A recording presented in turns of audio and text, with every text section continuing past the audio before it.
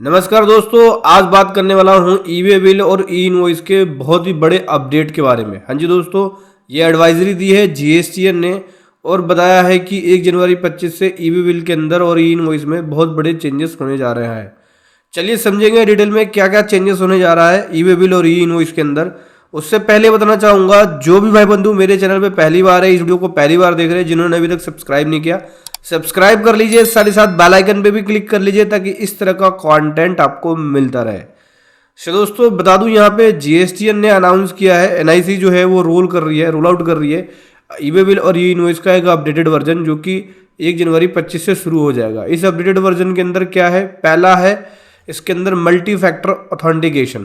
तो दोस्तों multi factor authentication क्या है? मल्टी फैक्टर ऑथेंटिकेशन एक ऐसा सिस्टम है जहाँ पे इसको जब भी आप ई वे बिल पोर्टल पे या ई इनवॉइस पोर्टल पे लॉगिन करेंगे तो आपको यूज़र नेम चाहिए होगा, साथ ही साथ पासवर्ड, और उसके बाद ओटीपी चाहिए होगा, तभी आप उसके डैशबोर्ड को एक्सेस कर सकते हैं, तभी आप लॉगिन कर सकते हैं, चाहे ई वे बिल हो चाहे ई इनवॉइस हो। ये मैंडेटरी किसके लिए? मैंडेटरी उसके लिए जिसकी टर्नओवर 100 करोड़ से ज़्यादा है, उसको यूज़र नेम भी डालना पड़ेगा, पासवर्ड भी डालना पड़ेगा और साथ में ओटीपी भी डालना पड़ेगा, तभी जाके लॉगिन कर सकता है। और जिसकी टर्नओवर 20 करोड़ से ज़्यादा है उसके लिए ऑप्शनल है। जो 100 करोड़ वाली जो लिमिट है वो 20 अगस्त से शुरू कर दी गई थी, 20 अगस्त 23 से, और जिसकी टर्नओवर 20 करोड़ से ज़्यादा है उसको 11 सितंबर 23 से शुरू कर दिया गया था, लेकिन 20 करोड़ से ज़्यादा है उसके लिए ऑप्शनल था कि भाई अगर आपको ई वे बिल पोर्टल पे लॉगिन करना है, इनवॉइस पोर्टल पे लॉगिन करना है, तो उस केस में आपके पास ओटीपी भी आएगा, यूजर नेम भी डालना पड़ेगा और पासवर्ड भी, लेकिन ये आपके लिए ऑप्शनल रहेगा 20 करोड़ से ज़्यादा टर्नओवर है तो। लेकिन आपकी टर्नओवर 100 करोड़ से ज़्यादा है तो उस केस में मैंडेटरी रहेगा। अभी गवर्नमेंट क्या कर रही है, 1 जनवरी 25 से बहुत ही बड़ा अनाउंसमेंट है, 1 जनवरी 25 से बहुत ही बड़ा स्टेप लेने जा रही है MFA, जिसको मल्टी फैक्टर ऑथेंटिकेशन, यानी यूजर नेम, पासवर्ड और ओटीपी के जरिए आपको लॉगिन करना होगा। अब उन टैक्स पेयर के लिए भी करने जा रही है जिसकी टर्नओवर 20 करोड़ से ज़्यादा है, यानी 20 करोड़ से ज़्यादा है उसके लिए 1 जनवरी 25 से ये वाला सिस्टम मैंडेटरी हो जाएगा, और 1 फरवरी 25 से जिसकी टर्नओवर 5 करोड़ से ज़्यादा उसके लिए मैंडेटरी हो जाएगा, और 1 अप्रैल 25 से सभी के लिए मैंडेटरी हो जाएगा।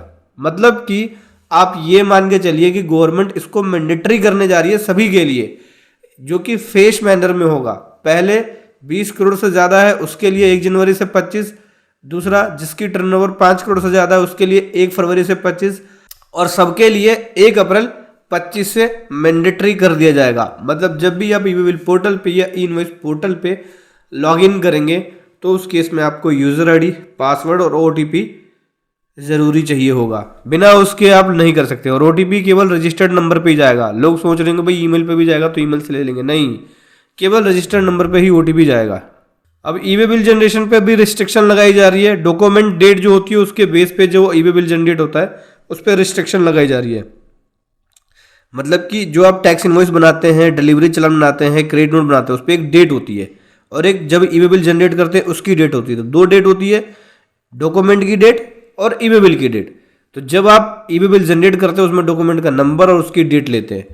तो यहाँ पे कह रही है गवर्नमेंट की इस पे रिस्ट्रिक्शन लगाया जा रहा है ई वे बिल की जनरेशन पे। जो डॉक्यूमेंट डेट होगी उस डॉक्यूमेंट डेट से विद इन 180 डेज के अंदर आप ई वे बिल जनरेट कर सकते हैं, ठीक है। उसके बाद आप नहीं कर सकते। यहाँ पे रिस्ट्रिक्शन लगाई जा रही है कि ई वे बिल पे एक टाइम लिमिट होगा, डॉक्यूमेंट डेट से लेके 180 दिन के अंदर आप ई वे बिल जनरेट कर सकते हैं, उसके बाद आप नहीं कर सकते। 180 दिन मतलब 6 महीने तक की आपको यहाँ पे रिस्ट्रिक्शन लगा रहे हैं कि जो भी आपने डॉक्यूमेंट बनाया, जैसे टैक्स इनवॉइस, चलान, क्रेडिट नोट, उस पर जो डेट मेंशन होगी उस डेट से लेके 180 दिन तक ही उस डॉक्यूमेंट का आप बना सकते हैं ई वे बिल। फॉर एग्जाम्पल के लिए मान के चलिए कि डेट 5 जुलाई 24 की है डॉक्यूमेंट पे, तो उसका ई वे बिल आप 1 जनवरी 25 के बाद से नहीं बना सकते, क्योंकि जुलाई, अगस्त, सितंबर, अक्टूबर, नवंबर, दिसंबर तक 6 महीने कंप्लीट हो गए। जनवरी आते ही आपका 7वां महीना लग गया, यानी 1 जनवरी 25 से आप बना ही नहीं पाएंगे। उसके बाद रिस्ट्रिक्शन है ई वे बिल के एक्सटेंशन से रिलेटेड, कि ई वे बिल का जो एक्सटेंशन होता है स्पेसिफाइड टाइम और पीरियड का ई वे बिल जनरेट करने के बाद, तो उसका जो एक्सटेंशन है वो कब तक आप कर सकते हैं। तो यहाँ पे कह रहे हैं कि ई वे बिल जो जनरेट किया गया है उसमें लिमिट लगाई जा रही है कि 360 डेज ही होगा।